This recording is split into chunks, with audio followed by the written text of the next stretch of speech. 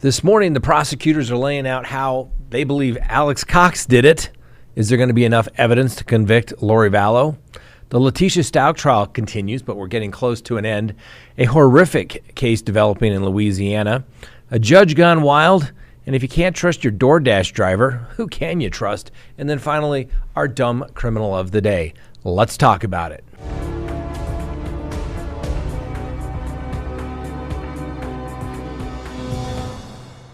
Good day, everyone. My name is Scott Reich, and this is CrimeTalk. Thanks for joining us. Can you believe it is already May 1st of 2023? Unbelievable. All right, you know the drill. Subscribe if you haven't, like if you do, leave me a comment below, and hit that little bell so that you receive notifications of when we go live or put up new content. And remember, you can listen to us anytime on any of your favorite podcasting apps. And I must note, thank you all for doing that. We've had more downloads last month than we've ever had before. So thank you. All right.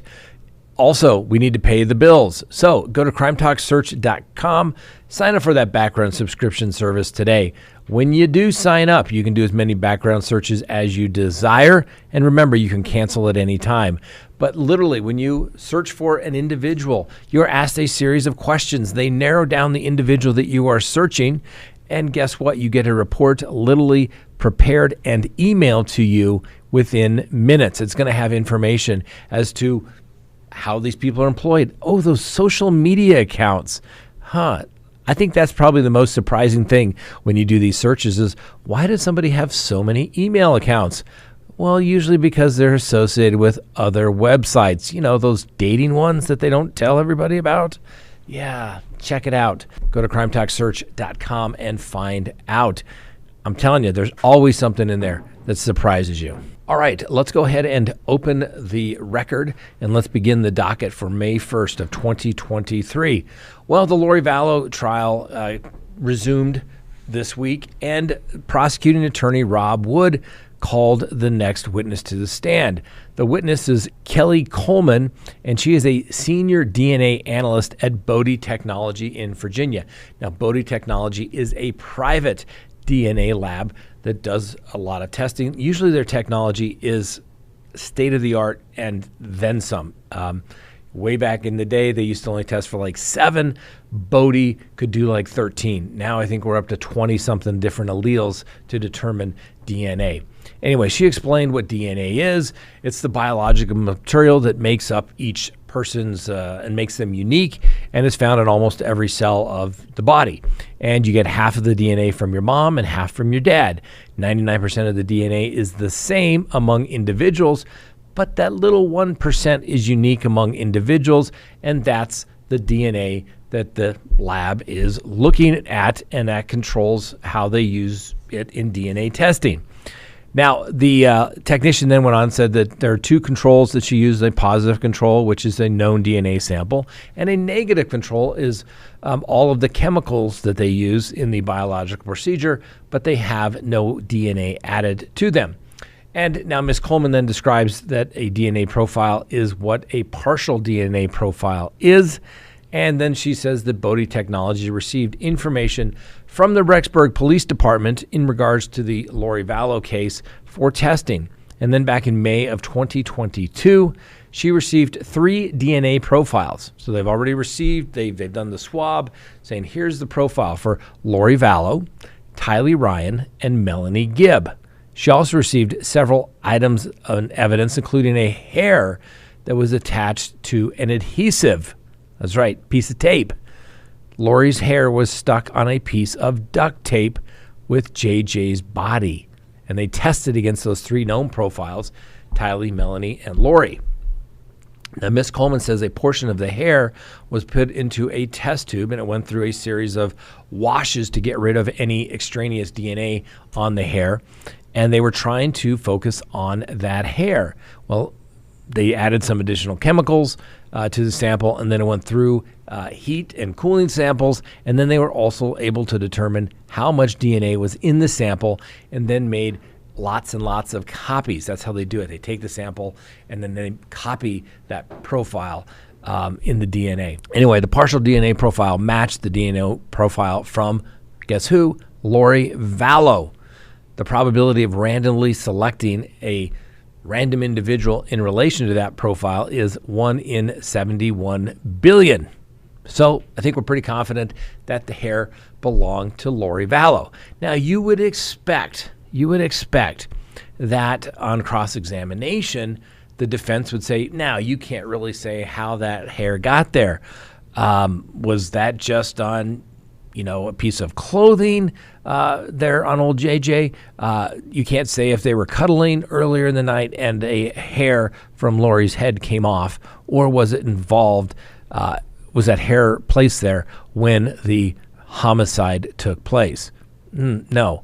What did the defense do? They said, hey, there's a chart and it shows 22 different DNA alleles tested on the hair.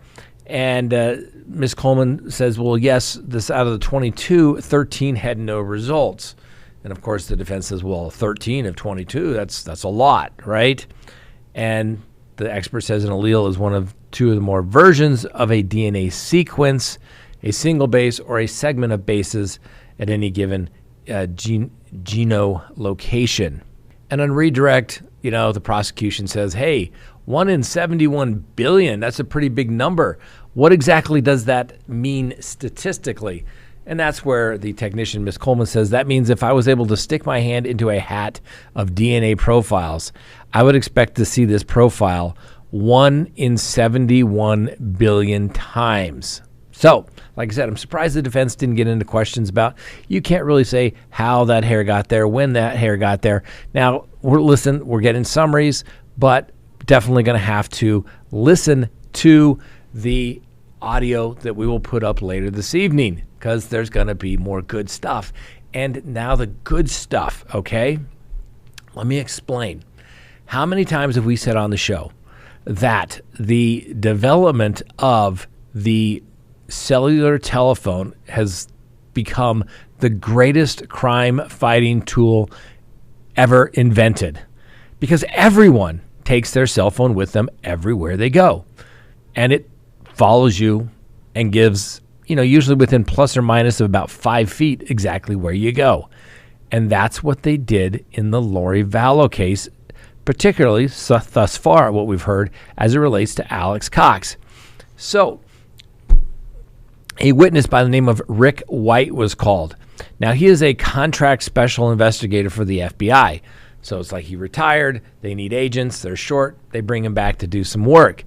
Well, and that's exactly what happened. He was a special agent for 24 years before becoming the contract special investigator. Mr. Wright began investigating the J.J. Vallow disappearance on November 27th of 2019. This was shortly after being contacted by the Rexburg police and under the Federal Kidnapping Act, and the FBI was able to get involved because the missing child was initially under 12. Now, the police were only aware that J.J. was missing when he was contacted, and then the FBI began an investigation, and Wright was the case manager. And he stated that fairly early on, we determined that J.J.'s sibling, Tylee Ryan, could also not be located. And then Mr. Wright details 2 police departments in Arizona, the Fremont County Sheriff's Office, and the Rexburg Police Department were all involved in this investigation. Fremont was probing the death of Tammy Daybell, and Chandler police were looking into the death of Charles Vallow. Now, the Gilbert Police Department were looking into the shooting of Brandon Boudreaux, and they prosecutor asked Mr. Wright if he met with Ian Pawlowski. And he said that he had spoken with Ian at the Rexburg Police Department back in December 5th of 2019. Now, after that conversation, Wright says his concerns for the children's safety increased hugely. He was asked to consensually record conversations when he was a party to. Now, Mr. Wright says Ian agreed to and recorded some conversations he had with Melanie, his wife, and Lori, and Alex, and Chad. Now, the recording device belonged to the Rexburg Police Department, and they have copies of these conversations. Yes, at that point, they are an agent for the government. Well, Mr. Wright goes on, and he goes through some slides that he was allowed to put together. Apparently, he worked last night to make this a little more easy for the jury to understand. So he first starts out by saying that Alex Cox began residing in Idaho about September 1st based upon his cell phone data. Alex moved from St. George, Utah to Rexburg the evening of the 1st, and then his cell phone device began spending its evenings at the Pioneer Road apartment.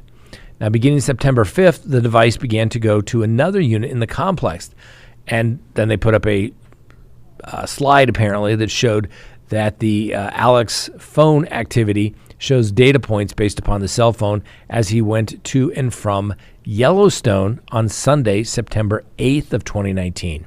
So according to the former special agent, the contract agent, Mr. Wright, that the data points come from the GPS, Wi-Fi, and cell phone tower data. How many times have we talked about that? I'm telling you, not that I'm telling people to commit crimes, but if you're going to, don't take your phone, okay? Now, this information was all compiled together with each data point, and they looked at it individually. Mr. Wright says that Alex's device left at Rexburg at 11:32 a.m. on September 8th. He then describes how they begin to see data trail as it goes to the West Yellowstone entrance. And then the device goes to Old Faithful, then further into the park, and eventually leaves the park at about 6:40 p.m. There were stops at Old Faithful and the nearby cafeteria around 3 p.m., according to Mr. Wright. And that's when some photos were taken on the boardwalk at Old Faithful about 3:49. Those were the photos that were recovered from Lori Vallow's iCloud account. Now, these were the last known images of Tylee's being alive. Now, the agent then goes on, Mr. Wright goes on and explains how Alex's device moved throughout the park as a map is displayed describing his testimony. He says that the data points were frequent, and Mr. Wright tried to identify potential areas of investigation. He says that Alex's vehicle did not stop for any long period of time until it went to the West Yellowstone entrance exit after it left the park. Now, Wright says there didn't seem to be any unusual stopping or deviation while in the park. There was a stop at a barbecue restaurant in West Yellowstone. Now, the vehicle arrived back at Lori's apartment back in Rexburg at 8:37 p.m., according to the identifying data. And they could not identify much of anything to investigate with the Yellowstone trip. Everything seemed, as he described, pretty normal, and he was confident Tylee returned to the apartment. Now, after Alex's device returns to Lori's apartment, it goes to a Maverick gas station for 10 minutes around 9:43 p.m. It then goes back to Lori's apartment and then to Alex's apartment. There are several data points on Alex's device in Lori's apartment on September 9th from 2:42 a.m. until 8:49 a.m. Now, Wright says he observed all the activity on Alex's device for the month of September, and he says that Alex was often in Lori's apartment from around 8 to midnight, and then the device would go into Alex's apartment. It would stay there until morning or sometimes as late as noon. This was the only time that he observed it to go to the apartment, between midnight and 6 a.m. Now, Mr. Wright points out the distance between Alex and Lori's apartments was about 80 meters. Now, other data points were recorded on Alex's phone at 4:37, 4:39, 4:41, 5:14, 6:47 a.m., and 8:49 a.m. And then on Monday, September 9th, the devices depart Alex's apartment at 9 a.m. It travels north to Chad Daybell's house, 8 miles north of the apartment, and arrives at approximately 9:15 a.m. There were data points that were recorded between 9:15 and 9:45 on Chad Daybell's property. By 11:45 a.m., the device is traveling southbound and returns to Rexburg. At 11:52, it stops at a Del Taco for roughly 10 minutes. Now, Mr. Wright observed 4 major data points during the time Alex was at the Daydale property. A data point appears at the shed at approximately 9:21 a.m. and a 6-meter radius margin of air. At 9:22 a.m., there's a data point at a gate into the property. Now, you can apparently get into the property from this gate. When we were there, we showed video of the aerial. I think you can see the property where you could get in to from the road there. And Mr. Wright described how they weren't able to receive any further data points until 10:57 a.m. Then we have the raccoon text. As you may recall, Chad sent a text to Tammy, his wife, on Monday, September 9th at approximately 11:53, telling her he had to burn some limbs and debris when he saw this raccoon and had to kill and bury it in the pet cemetery. Now, the text and data points by the fire pit, they're certainly set up some red flags to the FBI when they were doing the investigation. The Rexburg Police Department obtained a warrant to search that property, Mr. Wright says, and that's ultimately where they found the human remains of Tylee, where they were found buried near the data points, the remains of Tylee and Ryan. I'm telling you, ladies and gentlemen, greatest crime-fighting tool ever invented, the cell phone. Mr. Wright then describes the activity from Alex's device on September 22nd, the last time that JJ was seen alive. There was some traffic with the device, he describes, and Alex went back and forth between Lori's apartment and his apartment at 4:29 p.m. and 12:11 a.m. Alex's device doesn't move from his apartment between 12:11 a.m. and 9:41 a.m. on September 23rd. And at 9:41 a.m., the device travels from the apartment to Chad Daybell's home, where it arrives at approximately 9:55 a.m. By 10:12 a.m., Alex's device departs the residence southbound until Rexburg and goes back to Lori's apartment until 10:22 a.m., where he remains until 11:14 a.m. in the morning. Now, data points were found near the pond on Chad's property between 9:55 and 10:02 a.m.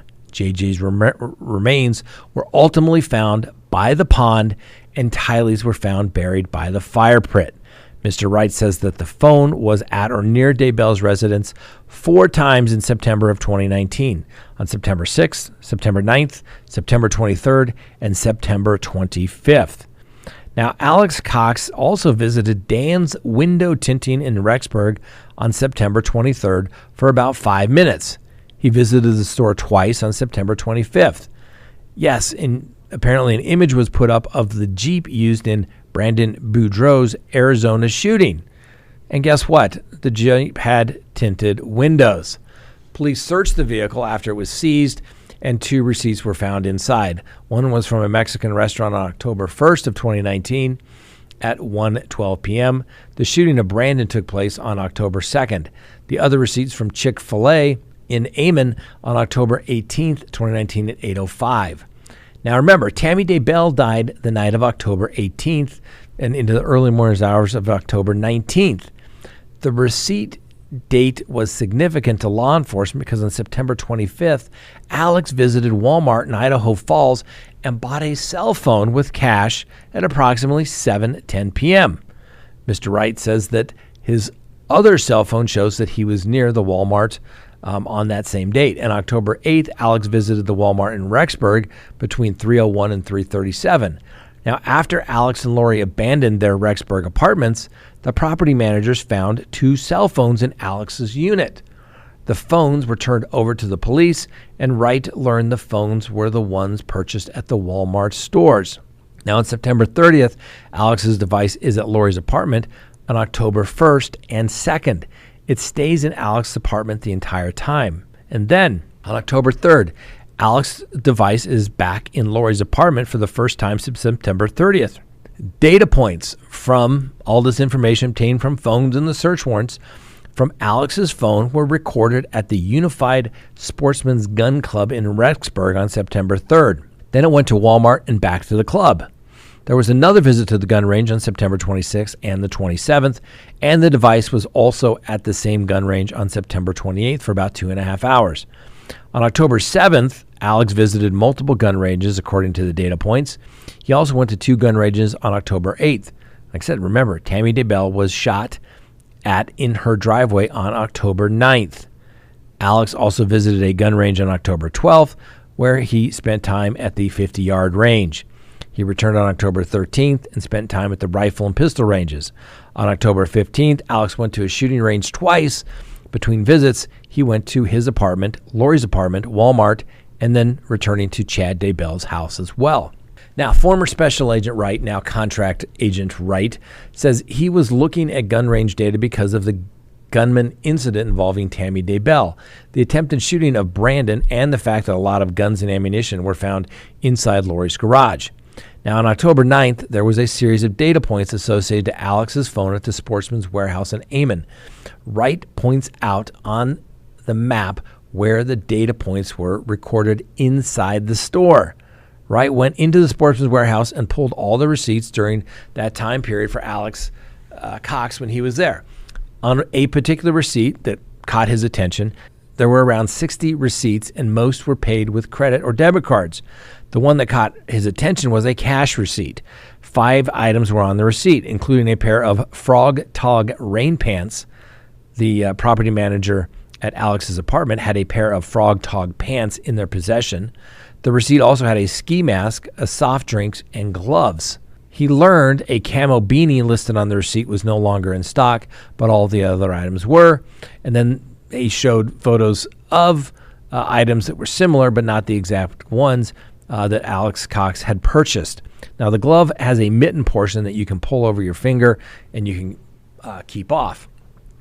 You can use your finger in the mitten portion if it isn't folded over. We've all seen those kinds of mittens where you can pull them over and you can pull it and you still use your fingers and put it back on top. Okay? So there were also a number of searches that were conducted of the Homer J. Maximus account on October 9th of 2019. One was for the Frog Tog sizing for pants. On October 9th, Alex's device left the Sportsman's Warehouse at 4:12 p.m. and traveled north to Chad's house. It didn't stop, but drives by and continues onto Highway 20. The driver then turns around and drives past the Daybell residence again before returning to Alex's apartment at 5:16 p.m. The device remains in his apartment until 11:28 a.m. the following day. Now, they put up a big map, and it shows on the screen, it shows Wright was pointing out the spots where the data points were recorded by Alex's phone the evening of October 9th. A data point is recorded at a canal behind Chad Daybell's house.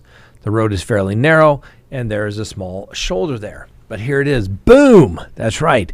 The cell phone Alex bought at Walmart, he bought one on October 8th, but was not activated until October 9th at 1:20 p.m. 10 messages were sent from that phone to a device to Chad Daybell between 7:13 p.m. and 10:30 p.m., while Alex's other phone was recorded at and staying at the apartment the entire night. Like I said, the new phone was texting, guess who? Chad Daybell. Is that a conspiracy, ladies and gentlemen, or just coincidence? Was Alex Cox acting alone, or was he in a conspiracy with Lori Vallow and Chad Daybell to kill JJ Tiley and Tammy Daybell? I guess we're going to have to listen in tonight to the actual recording to see what evidence comes about. Now, remember, there's been a lot of superficial kind of peripheral stuff, but no real smoking gun as of just yet. Finally, getting something a little new. Now, everybody knows, we've been saying all along, Alex Cox was going to be the prime suspect, and the defense is going to play him off as a rogue individual acting on his own. There was no contract. There's no text messages, at least as of right now. We're just going to have to wait and see. Next on the docket, Letecia Stauch.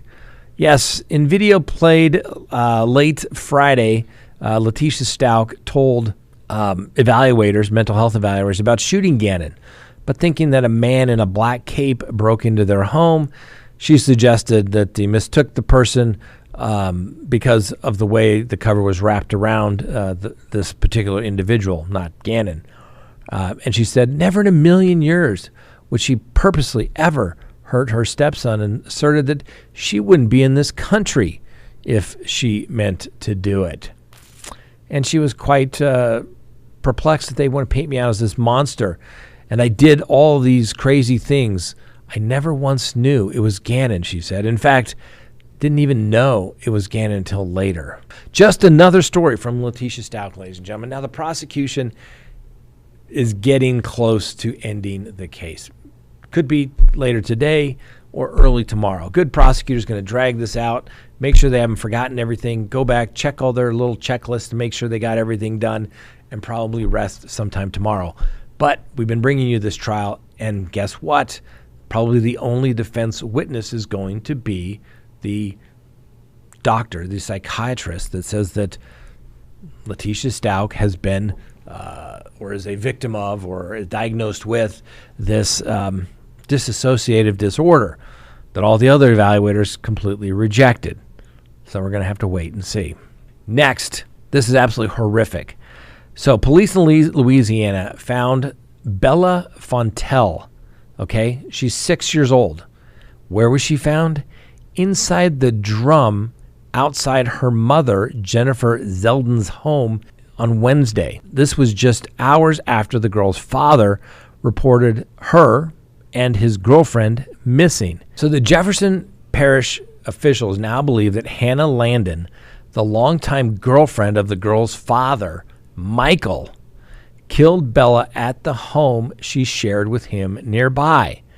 Now, it's alleged that Landon stuffed the body into a 10-gallon chlorine bucket and covered the lid, which she then put on a little kid's pull wagon, right? You know, kind of pulled little kids along, and pulled over a block away to the Zeldin home Tuesday night. The police were able to find surveillance footage from that night that shows a woman with a plastic bucket in the direction of the house. The woman in the clip was wearing tall white boots, a red top, and black pants. Now, Landon, who also goes by Bunuk Lim and Bunuk Landon, has since been arrested on charges of first-degree murder and obstruction of justice as it relates to Bella's death and is being held without bail. Authorities say that Bella's father reported his girlfriend and youngest daughter missing at around 7:30 a.m. on April 26, sparking a missing persons investigation. At some point during the search, Herrera's police decided to search Jennifer's property less than 2 blocks away, where they found the bucket with the body inside. At some point during the search, police decided to search Jennifer's property. It was only a couple blocks away. What did they find? Yeah, the bucket with the body inside. Now, an autopsy was conducted, and it was determined that Bella, a kindergartner at the St. Matthew Apostle Catholic School in River Ridge, had been murdered with multiple injuries. The coroner said the cause of death was manual strangulation with blunt force trauma to the head. Sheriff deputies spoke with neighbors and friends and eventually discovered a Ring camera that caught the woman dragging the plastic bucket on top of it about 9:35 p.m. Tuesday night. Now, it's alleged that after she dumped the body, authorities say that Landon then entered a police station asking for transport to a local hospital. She was then located and arrested at the hospital the following day. Now, a motive for the murder remains unclear at this time, but police records and divorce papers show that Landon and Bella's mother had been in physical altercations in the past. In 2021, the two women fought physically at a swim meet for one of the daughters, and the father had to intervene to stop it. Authorities say that they do not believe that Bella's mother or father were involved in her death in any way. If that doesn't destroy your faith in humanity, I don't know what will. But how about something on a little bit of a lighter side? You know, let's talk judges gone wild. Well, here locally, the Colorado Supreme Court censured a former district court judge over in Mesa County. Now, the former judge is a guy by the name of Lance Timbreza. Well, he stepped down last fall. Now, the public report was concluded that he made improper advances toward a younger male attorney while both attended a Colorado Bar Association conference last June. Now, what have I said about conferences, ladies and gentlemen? That's right. People attend these to do what they can't do at home. Don't get me wrong. Yes, there's some good information, but a lot of people go to get away and to party. Just saying. Anyway, the Supreme Court panel has ordered him to pay over $20,000 in attorney's fees and costs, and the Supreme Court Tribunal also wrote that Timbreza became intoxicated and made sexual advances to this younger attorney. His name has not been released, understandably. But the opinion says that the attorney didn't welcome the advances, but didn't physically stop Timbreza or tell him no. So the report concludes that Timbreza spent the night in the attorney's hotel room, but claims that he fell asleep. The tribunal reports the attorney didn't detail what happened in the room, but let's just say there were some disputed facts. Now, Timbreza, trying to maintain, obviously, the standards of a judge, failed miserably. Why? He was already censured previously for a drunk driving incident. That's right. If you're going to be a judge, you have to do it better and cleaner than everybody else. Because how can you sentence people when you can't obey the own laws? It's somewhat hypocritical. I get it. We're all hypocrites. It's just a matter of degree. But if you're going to sit in judgment of others like that, you better have a pretty clear record of yourself. Just saying. So as I noted, if the topics we've covered so far hasn't destroyed your faith in humanity, maybe this one will.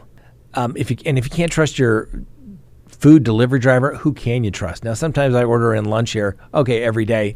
And sometimes, even though they deliver it every day, they take it to the back door of the building. I don't get it. Anyway, take a look. The driver here was seen arriving at the delivery address in a sedan before getting out, and he taking out pizza boxes from the car's passenger side. Take a look. After walking the food to the front door and placing it on the steps, the man takes his few steps back, captures a photo of the food to show that he in fact delivered it, and then he grabs the food and puts it back in the car before driving off. Now, it's bad enough when the delivery driver steals your food, but the reason you ordered the food was because the business owner, well, guess what? They was trying to boost the spirits of his employees. They were a little demoralized because his business had been broken into and completely ransacked, causing roughly $70,000 in damage. Now, the business owner didn't want to say who they are, given their vulnerabilities that they have.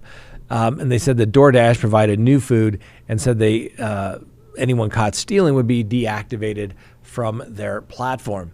But it just shows you, ladies and gentlemen, one, I guess when it rains, it pours. You get your business ransacked, and then they just steal your food. Now, I'm not saying it's a California thing, a San Francisco thing. I don't know. But what can you do? As a pet owner, you want to give your furry friend the very best. That's why Baked in Colorado's CBD-infused dog treats are the perfect choice. These delicious treats not only taste great, but they also provide a wide range of health benefits for your pet. CBD has been shown to have many positive effects on dogs, including reducing anxiety, alleviating pain and inflammation, and improving overall wellness. Baked in Colorado's treats are infused with premium, full-spectrum CBD oil, meaning your pet will benefit from the whole plant extract. Not only that, but Baked in Colorado's treats are made with all-natural human-grade ingredients, so you can feel good about what you're giving your pet. They're also free from wheat, corn, and soy, making them a great option for dogs with food sensitivities. Baked in Colorado CBD-infused dog treats are the perfect way to support your pet's health and well-being. With various flavors, including peanut butter, pumpkin, and bacon, your dog will love them too. So why wait? Head to www.bakedincolorado.com today and order your dog a bag of these delicious and nutritious treats. Your pet will thank you for it. All right, how about a little lighter note? How about our dumb criminal of the day? So the South Carolina man was apparently divorced, but he was living with his ex-wife, but he was arrested the other morning after he cocked a firearm and tried to ruin the mood because his ex-wife and her new boyfriend were apparently getting quite loud when they were engaging in sexual acts. The police reports allege that Alan Riggs began banging on the walls of the Myrtle Beach duplex where his ex, Jolene Wolfrey, and her new boyfriend were having sex. Riggs and Wolfrey are both 24, like I said, ex-spouses, but they've lived together for the last 2 years. I think it's time to move on. Well, anyway, in addition to hearing Riggs banging on the walls, the victim and her boyfriend then heard the racking sound of a firearm, which got their attention, and apparently they stopped making loud, passionate love. Well, Miss Wolfrey said that when she later went downstairs, Mr. Riggs had a gun in his hand and then also threatened her life. When questioned by the Myrtle Beach Police Department, Mr. Riggs said that he became upset when he heard the couple having sex and banged on their walls to try to get them to quit. But after that didn't work, yes, he did go to his car and get his gun. Mr. Riggs then confessed that he, when he returned to the home and, in fact, did cock his firearm in what he said was an attempt to ruin the mood. Apparently it worked, because after the activity upstairs stopped, Riggs returned to the couch only to play his video games. And the police confiscated the pistol from Mr. Riggs, booked into evidence, and he was arrested and booked into the jail as well. And now, because you want to live with your ex-wife, I think you got some issues, you got to move on. Yeah, he's now in jail for a $100,000 bond. You can't go around threatening people with firearms. Mr. Riggs, that's just dumb. Living with your ex-wife is dumb, okay? When you get divorced, there's a reason for it. You don't want to see him anymore for this very exact reason. Just saying. All right, that's all we have for today. Make sure you watch the Letecia Stauch. It's getting good, and we will put up the audio from the Lori Vallow trial as soon as we get it this evening. Have a wonderful day, and we'll see you next time on Crime Talk.